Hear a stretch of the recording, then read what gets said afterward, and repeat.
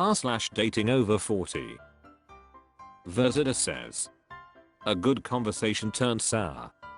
What is a good first date? And does it change from 30s to 40s? That is something I'm always wondering about. I have concluded long ago either a walk or a cafe are probably the best options. But I'm not always sure about that.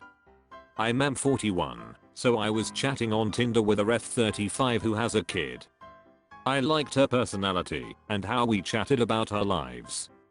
This went on for a few days until she asked me what a good first date was. I've always preferred going to a cafe or go for a walk on the first date. There's no strings, and if anyone wants to cut it short, it's fine. She, however, preferred restaurants. And from there I felt her tone got unhinged when I mentioned my preference and that restaurants were a third date kind of thing. Words like waste of time, inaction, not serious were used by her. She turned 180 from a kind person to what I'd call a somewhat spiteful person. I reckon she wasn't pleased. The last message I sent to her before she removed the match between us said something like, I don't like this conversation and how it makes me feel. I've concluded you are not serious in your dating. JT Balboa says, or she's 35, has a kid, and wants a date, which she may or may not go on often, depending on needing childcare, needing to get things arranged, etc. That's gonna be worth the effort of going through the extra steps to make it out there. A different perspective. My social alt says, I preferred shorter/casual first meets, but I can absolutely understand this. Still, I would prefer to get to know you over a meal. My treat is a whole lot more gracious than waste of time and not serious, and this goes for both the op and his now UN match. Professor Emergency 18 says, this came to my mind as well. Single adults with kids often have to arrange childcare to go on a date. Nobody wants to do that for a walk or coffee. Adorable _ at 4916 says, she wants what she wants. It's just a mismatch, move on. Triple the Hamster says, the impression is given that somebody didn't handle well the fact that their dating preferences didn't align with yours. Just keep it moving. Edit, I misread the last piece. There's no way you can conclude that about her. No idea why the hell you would say that. Take the high road next time and just end the conversation as gracefully as you can. Kakopoli says, your conclusion was unnecessary. Maybe she is serious, but has different criteria than you? My social alt says, I don't think it's fair to conclude that she's not serious about dating. She doesn't want to date the way you want, and she wasn't kind about making that clear. But honestly, neither of you took the high road here. Warrior of Mediocrity says, so she has a boundary? Be for real and serious, or don't waste her time. I wouldn't pay $30+ an hour for a sitter to walk around with some guy for an hour so he can decide whether or not I'm worth a sit-down meal. And that's not even about you paying, that's about what my time is worth to you.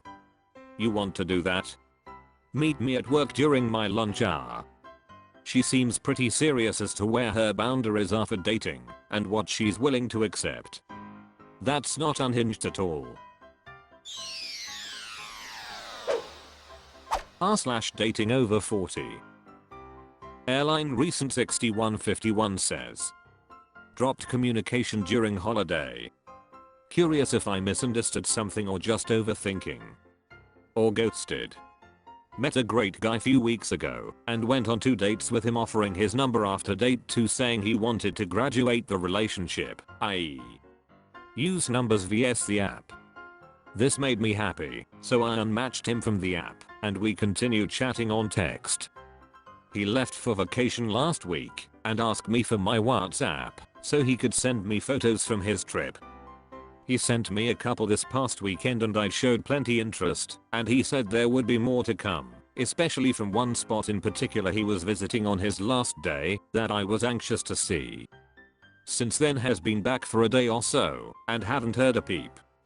I guess I'm confused because he was so keen on showing me his travels, but then no other photos came or contact after the initial ones he sent. Feeling kinda bummed, I guess. Is it possible he saw I unmatched and got turned off? I also paused my profile after unmatching BC. I got busy at work and no interest in dating multiple PPL at once. I dunno, I guess no real advice here, maybe just looking to vent as I woke up feeling foolish today. Top Knot 78 says, who knows why it all dropped off? But I know it's a bummer. I have lost count of the number of times a man has shown a lot of enthusiasm around dating me, only to end up slow fading or disappearing completely shortly after. It doesn't make sense when you reciprocate the energy and match the momentum for it to just trail off. Sorry Opus. Maybe he'll reach out and say he just got overwhelmed but wants to pick it up again. My experience dictates though that the hot and cold is a pattern, so be wary. Triple the Hamster says, he's been back for a day or so, patience please. And it's fine to drop a line welcoming him back and letting him know you're looking forward to interacting more once he's settled. It's not unheard of that a person returns from vacation in need of a vacation too. Courtsoon says, have you reached out to him? Ethelfleet _ says, did you reply to his messages while he was away? I'd probably sent him a message asking how his trip was and if he wants to get together. That way you'll have an answer. Quillhunter 57 says, why did you unmatch him and not just pause your profile?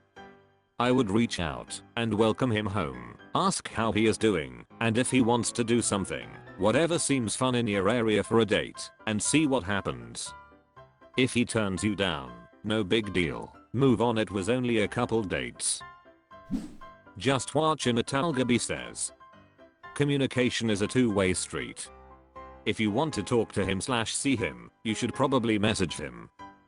And if he's just back from vacation, he may be seeing friends or another woman he knows from the apps, which he's perfectly allowed to do. Predapops says, since he's been back, have you asked him out on a date?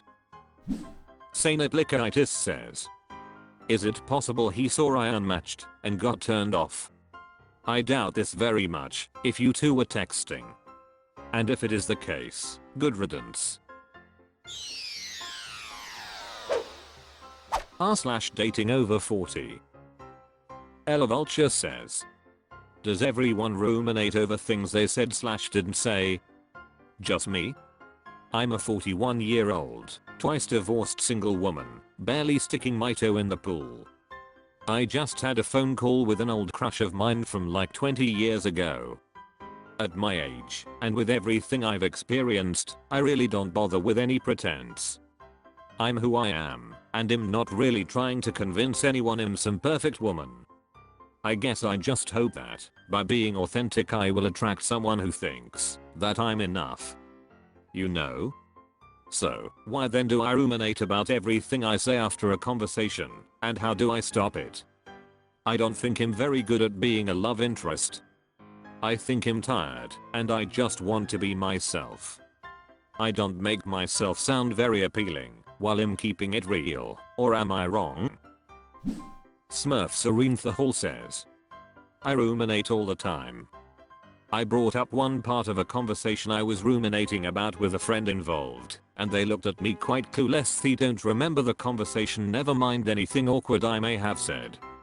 At that point I realized I just shouldn't care and stop ruminating. Engine_dev says, in my experience working with individuals, I've noticed that rumination can be more pronounced in those who struggle with anxiety, depression, or perfectionism. It's possible that you may have developed coping mechanisms for managing these tendencies over time. You may have also gained more perspective on what's truly important in life and learned to let go of minor social faux pas or mistakes. That being said, it's still possible that you may find yourself ruminating over past conversations or actions from time to time. If this is the case, it may be helpful to practice mindfulness or other techniques to help you stay grounded in the present moment.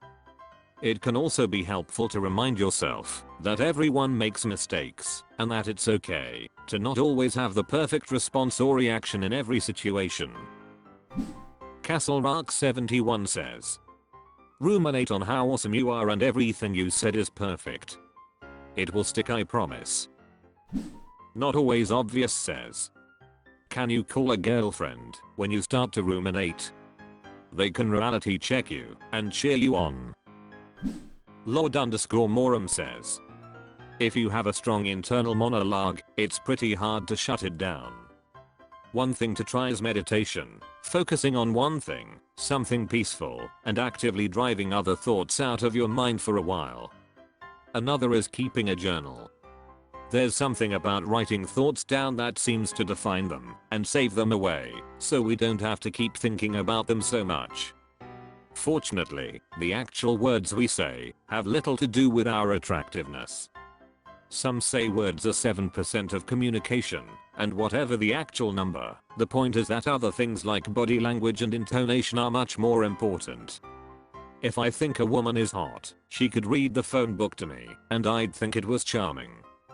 So don't stress too much about words, they just aren't that important.